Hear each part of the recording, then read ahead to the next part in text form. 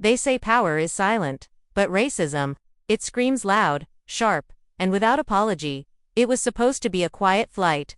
Just me, my assistant Naomi, and a one-way trip from Cape Town to Geneva for the International Human Rights Summit.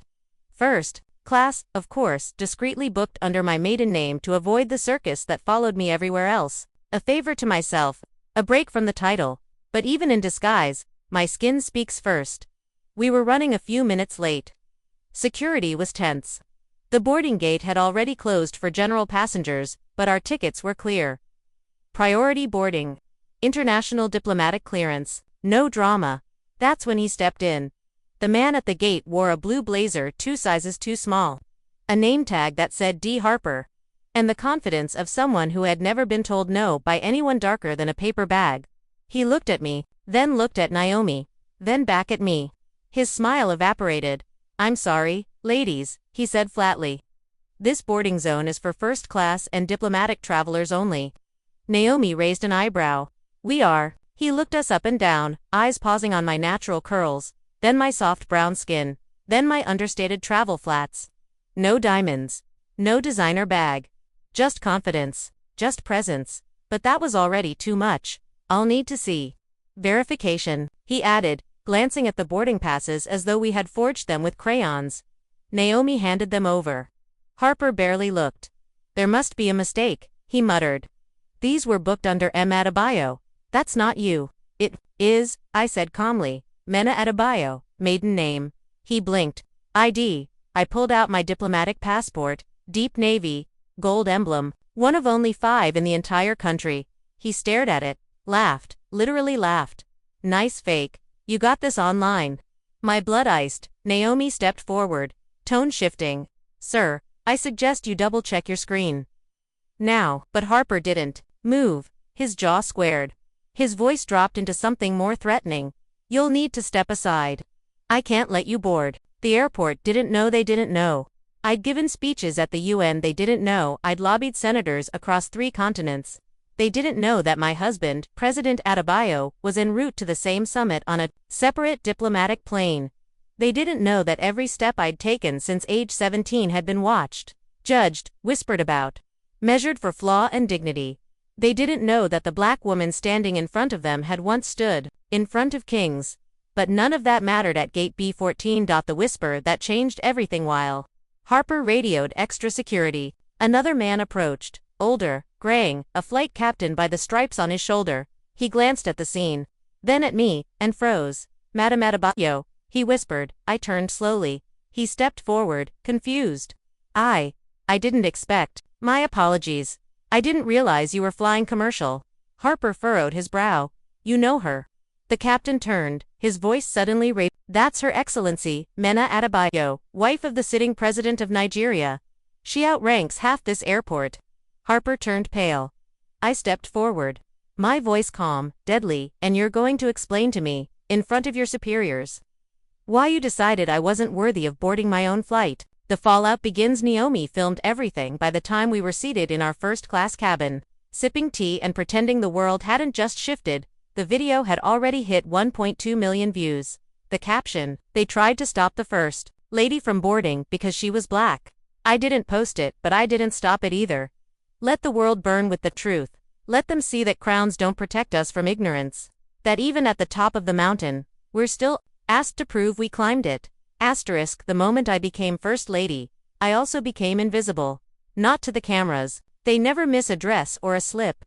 Not to the public. They love a figurehead, so long as she smiles and waves on cue. No, I became invisible in the places that mattered. Policy rooms, board meetings, strategy briefings.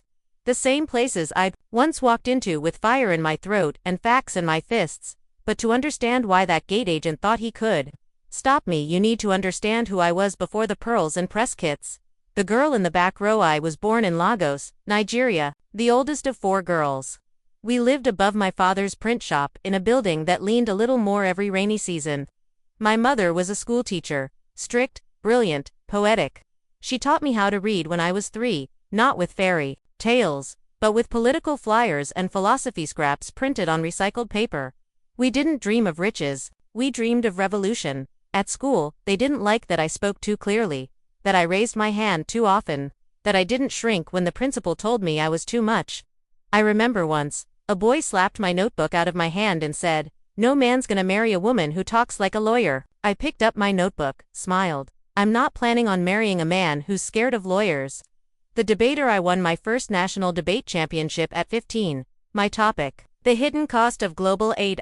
Colonial currency. They called it controversial. I called it honest. By 19, I had a full scholarship to Oxford.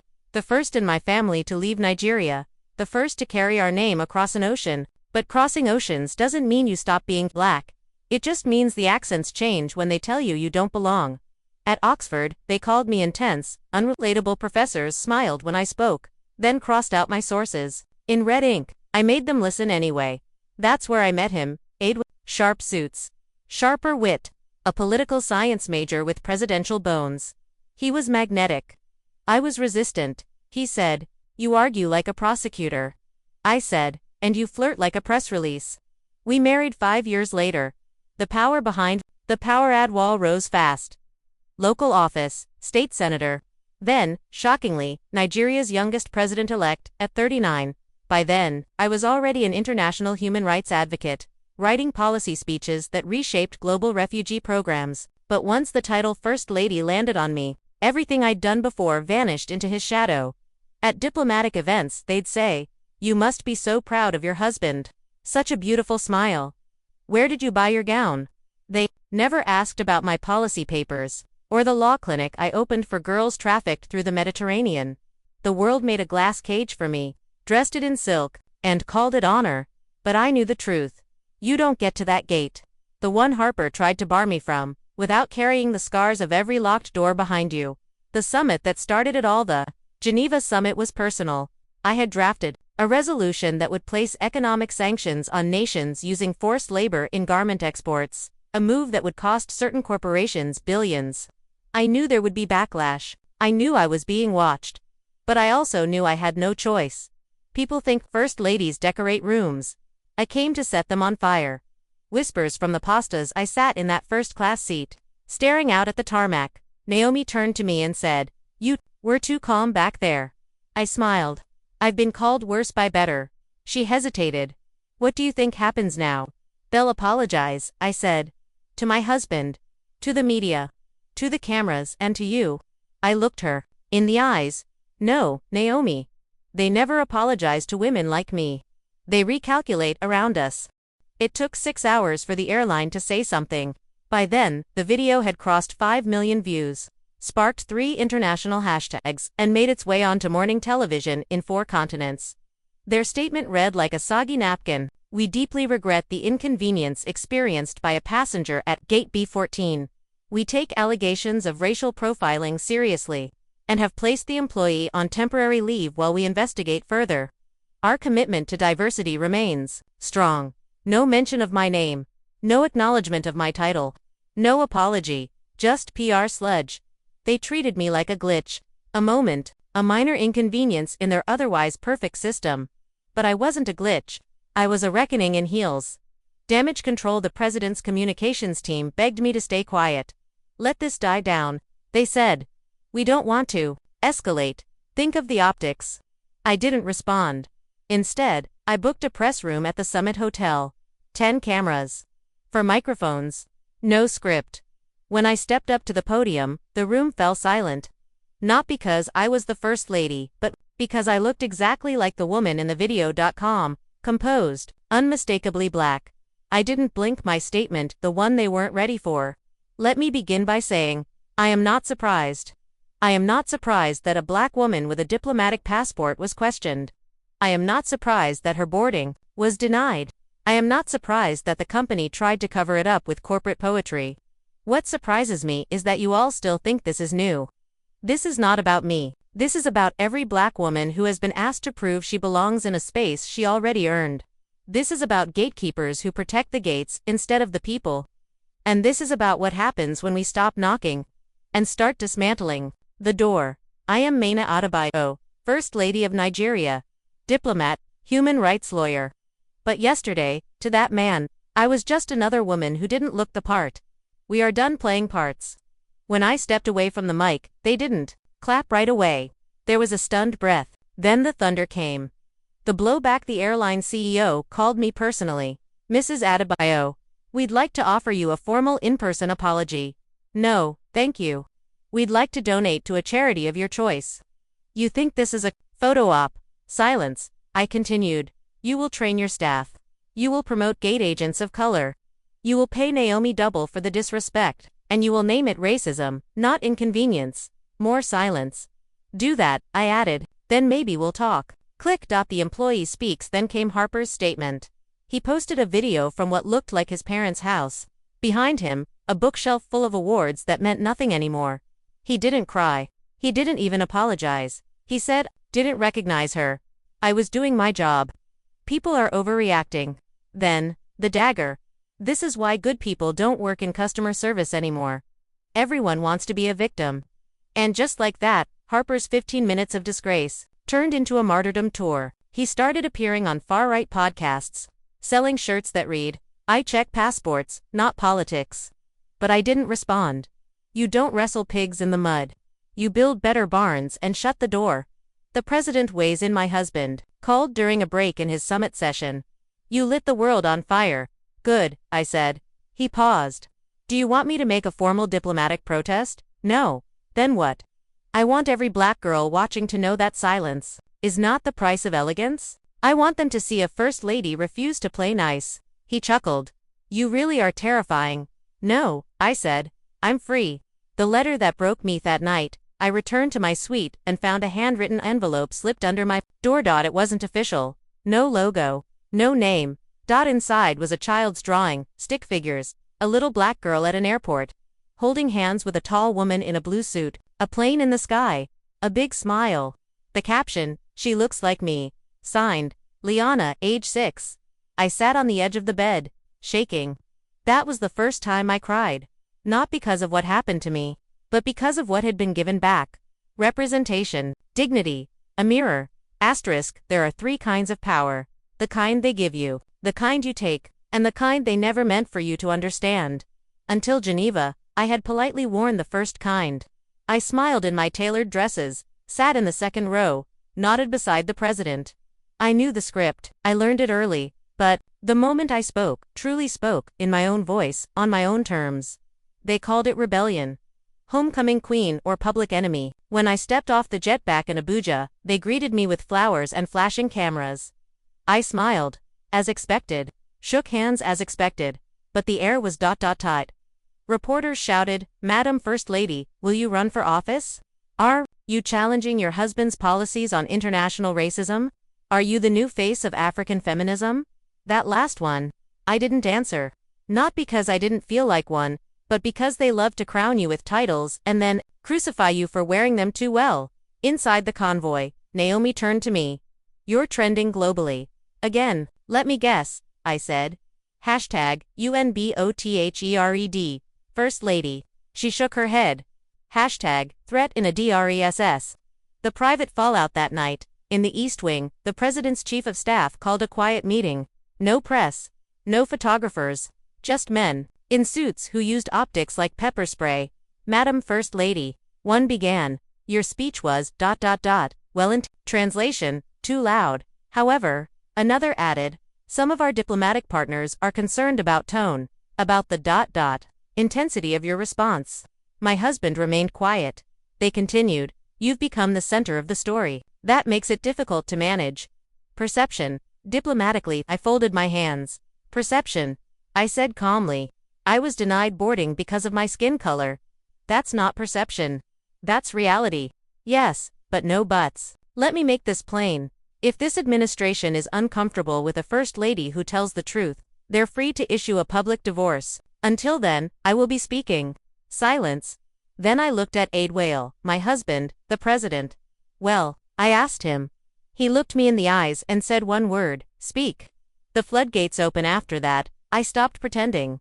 I gave a TED Talk. Elegance is not submission. I hosted a summit for Black women in global leadership.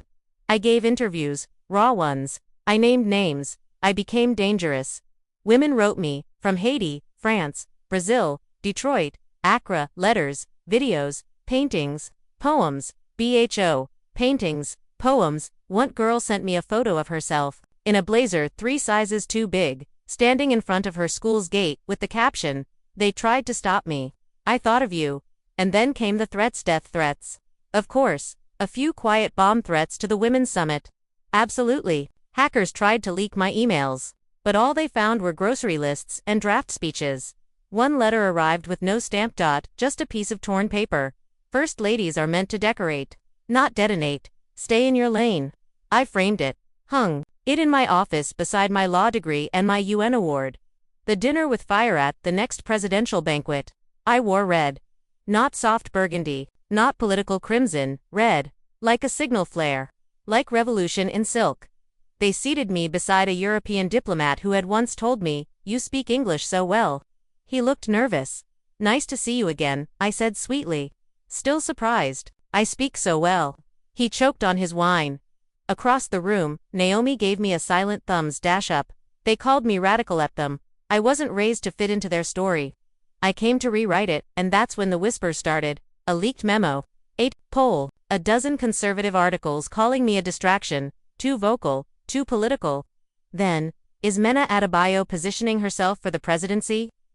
The mirror moment. I stood in the palace's private dressing room that night, removed the earrings, the lashes, the armor. Looked myself in the mirror. For the first time since I was that girl in Lagos with paper dreams and fire for blood. I saw her again, fully, and I asked the reflection, what if I did run? She smiled. I stood at the balcony of the State House, overlooking Abuja's golden skyline. The night air smelled like dry earth and electricity. A storm was near, the kind you feel in your bones before it arrives.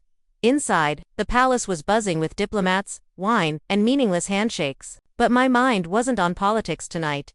It was on power. Not the kind they hand out in speeches. The kind you seize when no one thinks you will. The question that changed everything a reporter had asked me.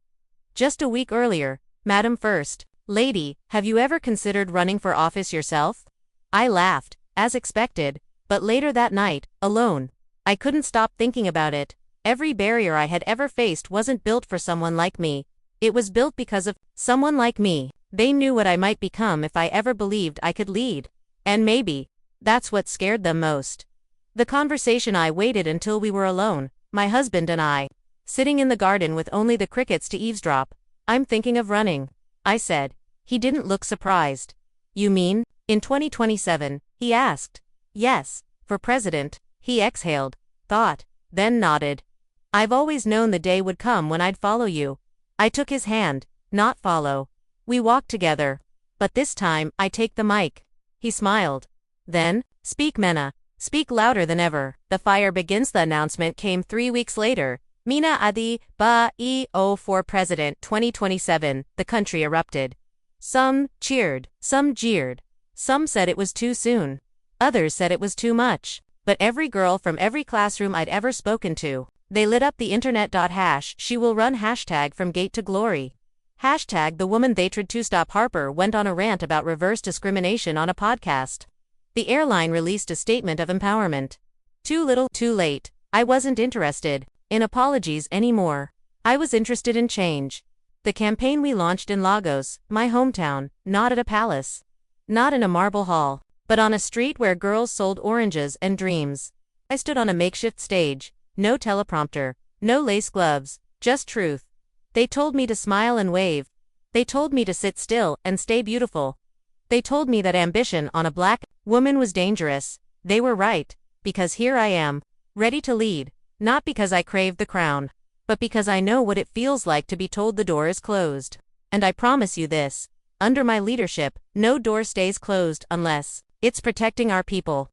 Back at the airport a few months later, I flew commercial again. Same airport, same airline, different gate. As I walked toward the boarding area, a young black woman in a crisp navy uniform stepped forward.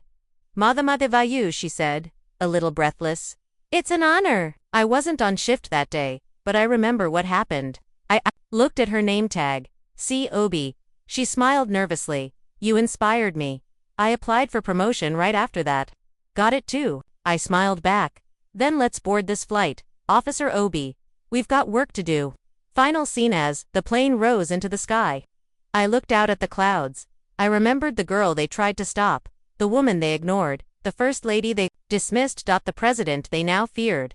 I wasn't angry anymore. I wasn't hurt, I was ready, and the world was about to find out what happens when you try to stop a woman who was never meant to wait at the gate. The end.